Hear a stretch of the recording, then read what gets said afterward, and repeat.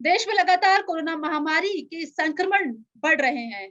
इसी के चलते प्रवासी मजदूर एक बार फिर से मजबूर हो चुके हैं अपने घर, अपने गांव में वापस जाने के लिए, जिसके बाद पैनिक की स्थिति बनी हुई है। बस अड्डे, रेलवे स्टेशन पे लगातार प्रवासी मजदूरों की भीड़ है।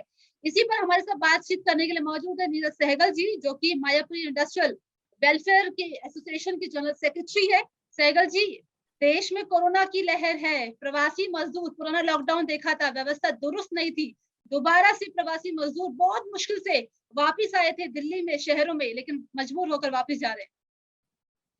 मजबूर वो नहीं है, मजबूर तो अब हम हैं कारखानों को ना चला पाने में, क्योंकि वो तो डर के मारे इतने सारे भाग जा रहे हैं और इतना भयभीत माहौल है कि हर स्टेशन पे इतनी भीड़ हो जाएगी कि कोरोना अगर किसी को नहीं भी होना होगा ना तो भी हो जाएगा। हम ये बात उन लोगों को समझाने में असमर्थ हैं कि आप यहाँ रुकें, यहाँ दवाई है, वैक्सीन है, गांव देहात में पहुंचने में टाइम लगता है, लेकिन उसके बावजूद भी विडंबना ये है कि हर तरफ भागने को तैयार बैठे हैं, क्योंकि पिछली बार का डर और तजुर्बा इतना खराब था कि अब उनको भरोसा नहीं हो रहा कि अब भी वैसा नहीं होगा। इसकी वजह से फाइनेंशियली, इकोनॉमिकली जितना भी नुकसान होना है वो तो हो ही रहा है। एक इकोसिस्टम जो खराब होगा वो अब दोबारा से ठीक होना बहुत मुश्किल है। तो लिहाजा मैं चाहता हूं कि हम सब कोशिश करें कि बहुत बड़े लेवल पे इनको समझाया जाए, क्योंकि ये तो कोरोना और फैलेगा। इतनी भीड़ कहीं जाएगी तो ज्यादा नुकसान है। नहीं सहगल जी, जब हमने पिछले लॉकडाउन को अगर हमने देखा था, तो कोरोना से शायद इतने लोग नहीं मरे जितने लोग प्रवासी मजदूर है, पैदल चलकर पटरों में भूखे इस तरीके से मरे हैं। तो कोरोना तो अब ये कहे कि बहाना है, देश में रोजगार ही नहीं है, लॉकडाउन लगाए जा रहे हैं, नाइट कर्फ्यू लग रहा है, सरकार की नीतियां नियम सिर्फ आम लोगों पर है। चुनाव पर 2 गज की दूरी, मास्क है जरूरी, बिल्कुल जरूरी नहीं है। बिल्कुल मैं आपसे इत्तेफाक रखता हूं कि जहां पे सरकार को जिस तरह के कानून बनाने हैं वैसे अपने लिए तो बना रहे हैं। आम जनता मर जा रही है, फाइनेंशियली बर्बाद हो जाए, किसी को कुछ फर्क नहीं पड़ रहा है। अब लेबर जोन सा है, वो कहीं भी काम करके खा लेगी, और लेकिन पूंजी जिसने थोड़ी थोड़ी पूंजियां लगा के बैठे हुए हैं वो कहाँ जाएंगे? वो ना तो भीख मांग सकते हैं, ना राशन की लाइन में लग सकते हैं, और उसके बाद भी ये सारी की सारी समस्याएं उस एक छोटे व्यापारी के लिए रह जाएंगी। टैक्स देना है व्यापारी ने देना है, कलेक्शन कराना है व्यापारी ने कराना है, एंड यूज कराना है व्यापारी ने करना है, फ्री वैक्सीन भेजनी है वो भी टैक्स के पैसे से ही जाती है ना। तो टैक्स लाएंगे कहां से जब वो बंद ही हो जाएगा रोजगारी? तो सिर्फ बातों करने से काम नहीं चलेगा। अब ग्राउंड रियलिटी में सब बर्बाद हो रहा है, और चीख चीख के लोग कह रहे हैं कि अगर लेबर चली गई, बाद में आपने उनको समझा भी लिया तो कोई फायदा नहीं है। आज जरूरत है किसी की जो कहे कि नहीं, आप जहां हैं वहीं रहिए, हम आपके साथ हैं। ऐसी तो कहीं से कोई आवाज नहीं आ रही। नहीं तो नुकसान पे नुकसान नाइट हुआ जा कर्फ्यू रहा है। रॉ मटेरियल की कॉस्ट को नाइट कर्फ्यू लगाया कोई गया है कोरोना की वजह से। जो अब लहर है, लगातार मामले बढ़ रहे हैं दिल्ली में, कई राज्यों में, तो कोरोना की लहर की वजह से जो नाइट कर्फ्यू दिल्ली में लगा है, तो सवाल है कि क्या कोरोना सिर्फ रात के समय ही आता है, दिन के समय नहीं चल रहा है? मतलब आईएएस कैसे पास किया था उस अधिकारी ने जिसने इस पे साइन किए हैं डॉक्यूमेंट पे कि रात को ट्रैफिक नहीं होगा, रात को ट्रक चलेगा लेकिन प्राइवेट नहीं चलेगा, दिन होगा रात होगा। अव्यवस्था करने में सरकार इस टाइम पूरी तरह से दुरुस्त है। जितनी अव्यवस्था कर सकते हैं, जितना पैनिक फैला सकते हैं। क्यों, किस लिए पैनिक फैला रहे हैं कि दवाई खत्म हो गया? अरे हमारे देश में बन रहा है, हम दुनिया को सप्लाई कर रहे हैं। कौन सी दवाई खत्म हो गया? 3 दिन का दवाई बचा है, 1 दिन का दवाई बचा है। ये क्या चल रहा है? इस सब की वजह से जो अब नुकसान हो रहा है, इसको रोकना और संभालना किसी के बस का नहीं होगा, और इतने हाहाकार और क्राइम बढ़ेगा जिसका कोई अंदाजा नहीं लगा सकता अभी। क्योंकि जिस कामगार को बाद में काम नहीं मिलेगा, भगवान ने पेट तो दे ही रखा है ना, उनने 20 साल तक नौकरी करी, कारखानों में काम करा, अब काम नहीं है तो परिवार को क्या खिलाएगा? और हमने सारी जिंदगी यही काम करा, अब हम पैसे कहाँ से लाएंगे, काम कहाँ से करेंगे? वो बहुत बड़ी बैंक है वो नहीं सुनते, लेबर है वो नहीं सुनती, पेट्रोल है, अगर पेट्रोल 100 रुपए किलो है तो आपके घर की सब्जी भी महंगी है, मेरे यहाँ आने वाला रॉ मटेरियल भी महंगा है। ये सब बातें मिलजुल के दम घोट रही हैं सबका। लेबर को रोकना चाहिए, बहुत ज्यादा लेबर जाएगी तो बस से या ट्रेन से, तो वहां पे नहीं अनाउंसमेंट हो सकती कि मत जाइए, वहां पे अनाउंसमेंट हो सकती है कि कोरोना है, वहां पे अनाउंसमेंट हो सकती है कि टेस्ट करके जाए, वहां पे ये अनाउंसमेंट क्यों नहीं हो सकती कि डर के मत जाओ? अगर देश को बचाना है पैनिक का हमको। माहौल है। बिल्कुल सहगल जी, मैं यहाँ पर आपकी बात से समझती हूँ कि हर जगह पैनिक का माहौल है। यहाँ पर सिर्फ दिल्ली की बात नहीं हो रही है कि नाइट कर्फ्यू लगा दिया गया है। महाराष्ट्र में देखिए कई जगहों पर जिस तरीके से लॉकडाउन की स्थिति बनी हुई है, पुणे से भी काफी सारे जो मजदूर है वो अब निकल रहे हैं अपने अपने शहरों में, अपने अपने गाँव में। सरकार की नीतियों में कितना खोट आप समझ रहे हैं? क्योंकि चुनाव हो रहे, एक तरफ असम बंगाल में चुनावों की लहर है, वहां पर कोई नियम कानून कायदे कानून बिल्कुल नहीं है, मास्क तो पूछते ही नहीं है। लेकिन जब आम जनता की बात होती है, लेबर्स की बात होती है, तो सरकार की नियम नीतियां कहाँ जाती है? आपसे आपने इतना बेहतरीन कॉम्बिनेशन बनाया है, मैं इसको और बढ़ा देता हूँ। वहां पे तो मास्क के बगैर चल सकते हैं, लेकिन यहाँ मास्क के बगैर चलेंगे तो ट्रेजरी में 2,000 रुपए भी जमा कराएंगे। मतलब 20,000 की तनख्वाह वाला आपको 2,000 रुपए और फाइन में भी दे रहा है, तो ऐसे शहर में कौन रहेगा? यहाँ पे आपने उसे राशन फ्री दे दिया, बस फ्री दे दी, लेकिन एक बार में उसका चालान हो गया एक दिन का 2,000 का, तो वो तो वापसी ले लिया। तो एक हाथ से ले रहे हैं, दूसरे हाथ से ले रहे हैं। लोग अब इसमें भी ठहाके ले रहे हैं कि जब 2 पहिया 4 पहिया में आप सवारी कर रहे हैं, अकेले हो तभी आपको मास्क लगाना है, नहीं तो 2,000 का जुर्माना। अब इससे भी लोग काफी परेशान है। आप सोच के देखिए ना तो कोई मेडिकल समझा सकता है इनको, ना ही कोई आईएएस समझा पाता है। ये तो तुगलकी फरमान है जो इतिहास में हुआ करते थे, वर्तमान में हम देख रहे हैं कि आज से ये लागू, आज से वो नहीं लागू, आज से ये हो जाएगा। अरे इतना पागल कर दिया है कि एक आम आदमी गांव जाने को तैयार है लेकिन शहर में रहने को तैयार नहीं जहां पे सब कुछ है, क्योंकि किसी की बात का भरोसा ही नहीं बचा, किसी की बात की वैल्यू ही नहीं बची कि ये कभी भी कुछ भी कह देंगे। तो बेचारे अनपढ़ को भी डर लग रहा है, सोचो, पढ़े लिखों को तो लग ही रहा था, अब तो अनपढ़ों को डर लग रहा है, इस वजह से सब भागे जा रहे हैं। और उसको रोकना बहुत जरूरी है, वरना सब चौपट होगा। क्योंकि हिंदुस्तान में इकोनॉमी आज भी वाले ही चलाते हैं, चाहे वो दूध वाला हो, सब्जी वाला हो, राशन वाला हो। वो वाले जब सब चले जाएंगे, हमारे शहर नहीं चलेंगे। तो इस वजह से मेरी अपील है आपसे कि सारे को बोला जाए कि हर जगह पे इनको रोका और समझाया जाए। बाद में खाना देने से अच्छा है आज उनको खाना कमाने दिया जाए, किसी को कोई बिठा के नहीं खिला पाएगा।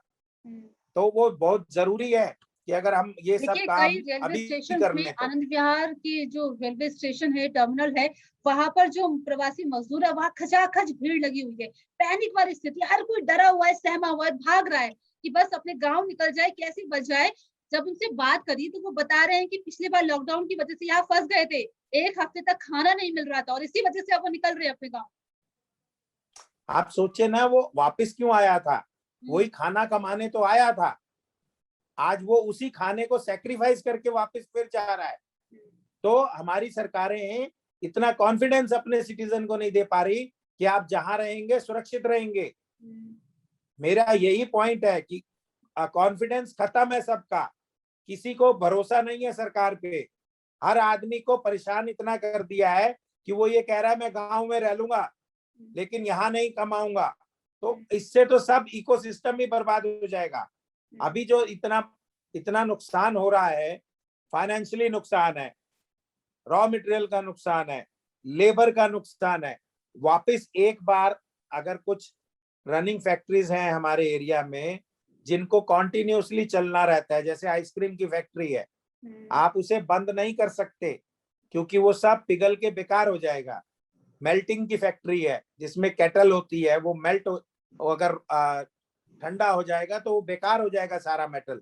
इन सब फैक्ट्रियों को चलाने के लिए कहाँ से लेबर आएगा, उस लेबर के लिए कहाँ से रिसोर्सेज आएंगे? ये सब बहुत ब्लंडर हो रहा है। तुरंत नहीं रुका तो बहुत नुकसान होगा। और अभी भी वो जो इतनी भीड़ हो रही है वहां पे, कोई ये कह सकता है कि कोरोना नहीं होगा उसको? वो बिल्कुल बिल्कुल बिल्कुल वही रैली वाली पोजीशन आ गई। अब रेलवे को नहीं दिखाई दे रहा कि रेलवे रैली को बंद करना देखकर है। तो मुझे सरकार की जो नीति नियत है उसमें खोट नजर आता है, क्योंकि चुनाव हो रहे हैं, अपना प्रमोशन चल रहा है, तो ना कोई मास्क का अनाउंसमेंट हो रहा है, ना कोई 2 गज दूरी का अनाउंसमेंट हो रहा है। तो ये सरकार की खोट है जो मुझे समझ में आ रहा है। ये आपको समझ में नहीं आ रहा है, ये तो ओपन सीक्रेट है। इसमें कोई पर्दा नहीं है कि जहां मुझे बेनिफिट है वहां सब सारी जनता मरे, कोई दिक्कत नहीं है। आप देखे ना इनकी मेरे को पॉलिसी समझ में नहीं आती। शराब की दुकान पहले खुलेगी, राशन की बाद में, दूध की बाद में। तो ये तो क्लियर करते जा रहे हैं कि आप हमें वोट देते रहिए और मरते रहिए। शराब पिलाएंगे, इलेक्शन करवाएंगे, भीड़ करवाएंगे, उसके बाद वहां क्या हुआ कौन पूछ रहा है? किसी को क्या फर्क पड़ रहा है? लेकिन पीएम अपने मोदी, अपनी मैं जब यहाँ बोलूं प्रधानमंत्री मोदी की बात, क्योंकि प्रधानमंत्री मोदी अक्सर कहते हैं कि मास्क पहनिए, 2 गज की दूरी रखिए, लेकिन जब वो असम में रैली कर रहे हैं, रैली के दौरान इतनी ज्यादा भीड़ है वहां पर, लेकिन उस दौरान वो किसी को नहीं बोल रहे हैं कि मास्क पहन कर आइए, थोड़ा डिस्टेंस मेंटेन करिए। वो वहां पर कोई तस्वीर उनकी नजर नहीं आती है, वो सिर्फ विपक्ष पे निशाना साधते हुए दिखाई दे रहे हैं। नहीं, तो इसका तो सीधा सा ताल्लुक है कि मैं और मेरा समाज बना रहे, बाकी कोई कुछ रहे या ना रहे। ऐसे तो नहीं चलता। हमारा देश बहुत बड़ा है, वहां पर आप व्यक्ति विशेष करके कैसे चलाएंगे? और भोली जनता आपको इज्जत दे रही है, मान दे रही है वहां पर आकर, उसके बावजूद भी कोई उनका ध्यान नहीं रख रहा है।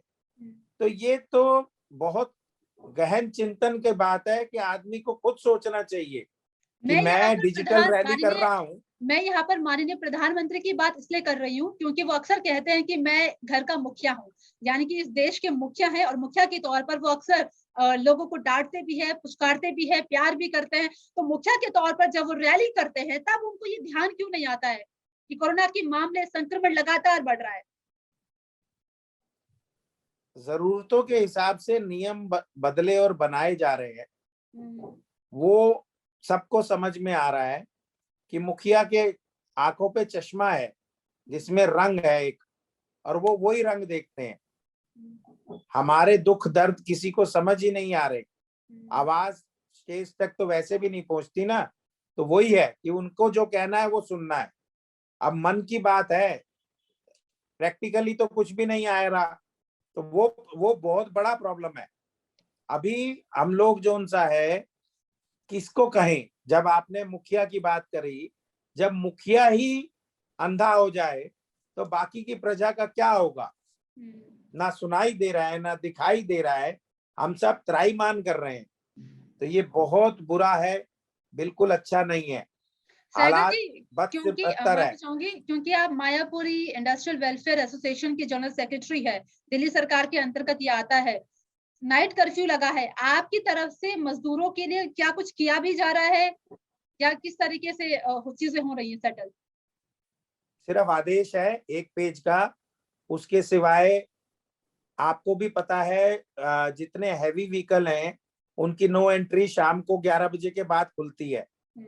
तो जब ट्रक शहर में 11 बजे के बाद घुसता है तो वो अनलोड भी रात में होगा, रॉ मटेरियल भी रात में उतरेगा। तो रात में तो कर्फ्यू है, रात में तो उतरेगा नहीं, तो माल आएगा नहीं, कारखाना आप चला नहीं सकते क्योंकि नाइट में कर्फ्यू है। तो आप बना हुआ माल गाड़ी में लोड कैसे करोगे? आपने लोड दिन में करके भी रख दिया तो वो जाने के लिए ड्राइवर को भी तो परमिशन चाहिए। इतना भयावह है कि ना तो माल बना सकते हो, ना आप कुछ काम कर सकते हो। हाँ, ताला खरीद के अपने कारखानों पे लगा सकते हो, इसके क्या सिवाय आप कोई दिल्ली ऑप्शन बचता सरकार नहीं। की भी कोई आलोचना कर रहे हैं यहाँ पे नाइट कर्फ्यू की वजह से? मैं तो हर उस आदमी की कर रहा हूं जिसको ग्राउंड रियलिटी नहीं दिख रहा है।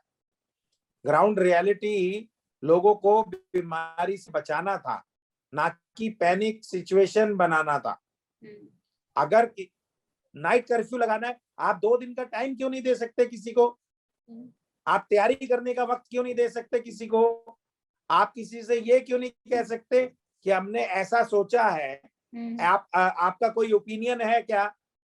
आज इलेक्शन हो जाए तब तो एक टोल फ्री नंबर आ जाएगा कि ओपिनियन दे दीजिए, एक मिस कॉल दे दीजिए, तब सारे आइडियाज आते हैं। आज ओपिनियन क्यों नहीं मांगा जाता जब जरूरत है? तो मैं हर उस आदमी के विरुद्ध बात कर रहा हूं जिसको ग्राउंड रियलिटी नहीं दिख रही, चाहे वो कोई भी हो। ग्राउंड रियलिटी नहीं दिखाई दे रही है। ग्राउंड रियलिटी की रिपोर्टिंग बिल्कुल गलत है, किसी को कुछ समझ में नहीं आता। तुगलकी फरमान है, कहीं से भी बैठ के रात का कर्फ्यू लगा दो, आज ये बंद कर दो, आज मतलब आप वैक्सीन 24 घंटे लगाएंगे, देखिए तो सही, तालमेल देखिए। वैक्सीन 24 घंटे लगाएंगे लेकिन नाइट का कर्फ्यू है, तो भाई साहब वहां पे जाएगा कौन? कौन 24 घंटे का फायदा उठाएगा? आपने खर्चा कर दिया, आपका फायदा क्या हुआ? तो मतलब कुछ समझ में नहीं आता, कहीं भी बैठ के कुछ भी बोल देते हैं, ये बिल्कुल ठीक नहीं है। किसी से भी किसी ने ओपिनियन नहीं ली। बहुत शुक्रिया नीरज सहगल जी, जंजुआ से बात करने के लिए, और सरकार की खोट, उनकी जो नीति नियम है उस पर भी आपने सवाल खड़े करे हैं, आलोचना भी करी है, और ये आलोचना बनती भी है, क्योंकि जब तक एक आम आदमी सरकार पर आलोचना नहीं करेगा तब तक हमें मकसद समझ में नहीं आएगा आम जनता के लिए हमें क्या करना है। बहुत बहुत शुक्रिया।